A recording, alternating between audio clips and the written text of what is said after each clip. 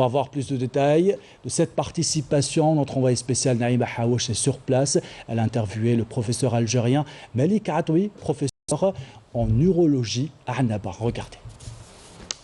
Nous nous trouvons sur la rive asiatique d'Istanbul. Derrière moi, c'est la mer de Marmara.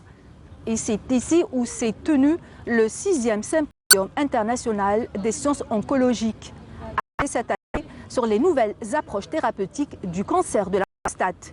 Une vingtaine de pays participent à cet événement, dont la Russie, l'Iran, l'Albanie et l'Algérie. Justement, nous avons avec nous Malik Atoui, professeur en urologie. Nous allons parler justement avec lui des avancées réalisées dans ce créneau. Concernant ce cancer de la prostate, c'est le cancer le plus fréquent de l'homme âgé. C'est très important pour nous. C'est le cancer le plus fréquent en urologie. C'est pour ça que sa prise en charge est particulièrement importante. On a la possibilité de le diagnostiquer à des stades précoces et donc permettre la guérison des patients. D'où ce fameux dépistage précoce qui se fait régulièrement. Et à partir de quel âge? À partir de 50 ans en général.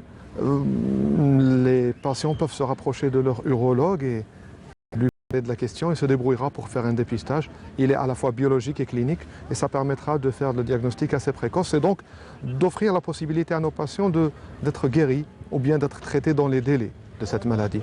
Ce genre d'occasions scientifiques nous permettent donc de mettre à page nos connaissances, de faire les nouvelles mises à jour. Régulièrement, il y a de nouvelles avancées en matière de traitement, nouvelles technologies, comme nous l'avons vu ce matin.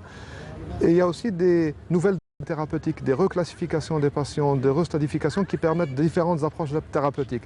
Ce genre de situation, ce genre de symposium nous permettent d'échanger avec des collègues, de nous poser des questions, d'exposer nos points de vue et éventuellement de faire un échange, un de connaissances et de transfert de savoir.